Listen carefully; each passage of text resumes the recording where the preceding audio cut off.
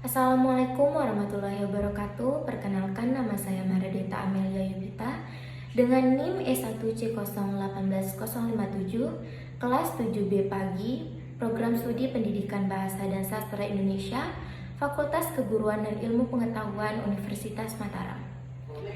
Baiklah, pada kesempatan kali ini saya akan menjelaskan mengenai teori semiotika yang dikemukakan oleh Peirce.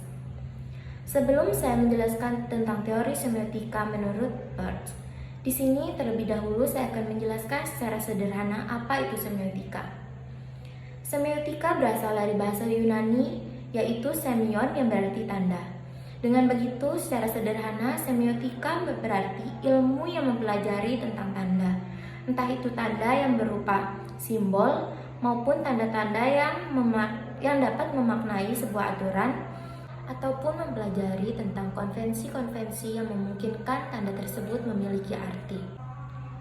Selanjutnya, saya akan menjelaskan mengenai teori semiotika yang dikemukakan oleh Peirce.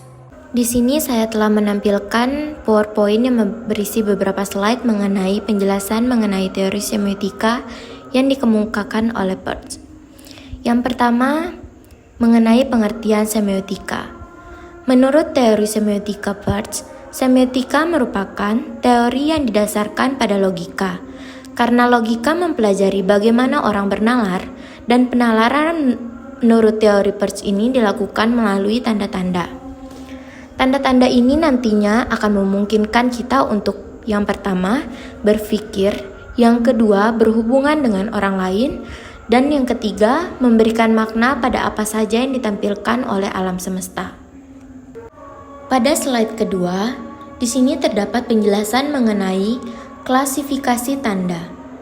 Berdasarkan Ground, klasifikasi tanda dibagi menjadi 3, yaitu yang pertama yaitu qualisign, yaitu kualitas dari suatu tanda. Misalnya, kualitas kata-kata yang digunakan dalam menyertai tanda tersebut, seperti kata-kata yang keras, kasar, ataupun lembut.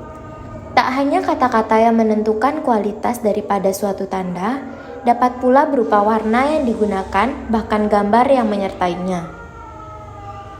Yang kedua yaitu sign, yaitu eksistensi dan aktualitas atau suatu benda atau peristiwa terhadap suatu benda.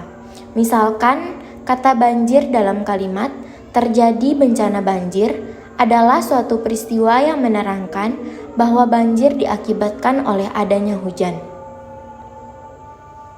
Dan yang ketiga yaitu legisign, yaitu norma yang terkandung dalam suatu tanda.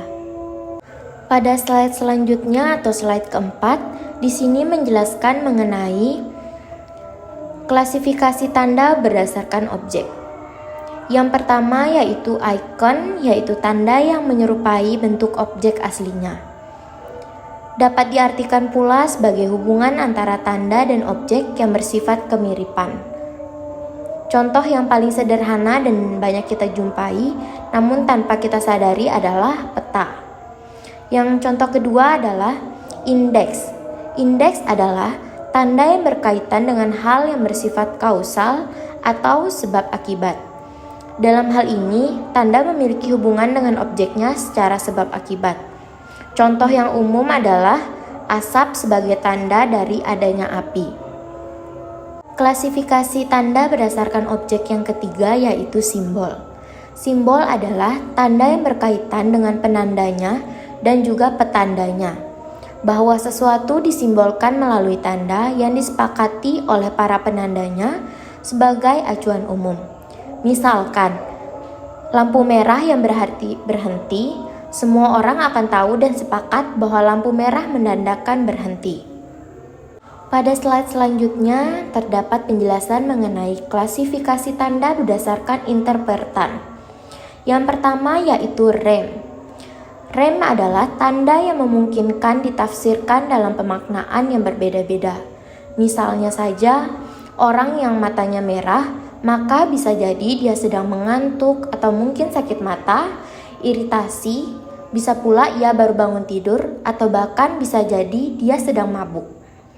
Yang kedua yaitu descent sign atau descent scene. Descent sign atau descent scene adalah tanda yang sesuai dengan fakta dan kenyataannya.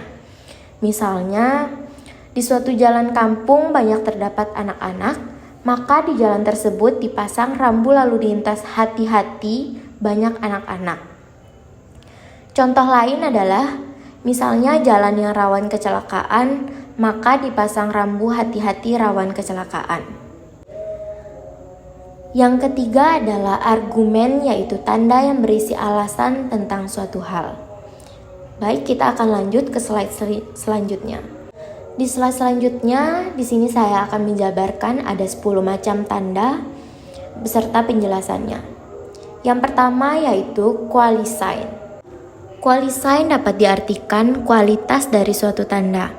Misalnya, orang yang berbicara keras, maka ia sedang marah. Orang yang tertawa, maka ia sedang bahagia.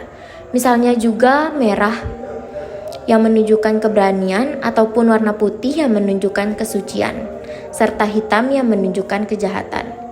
Yang kedua, iconic scene sign, yaitu tanda yang menunjukkan suatu kemiripan. Contohnya foto dan peta. Yang ketiga, thematic idential scene sign, yakni tanda yang berkaitan dengan pengalaman langsung di mana keberadaannya disebabkan oleh suatu hal.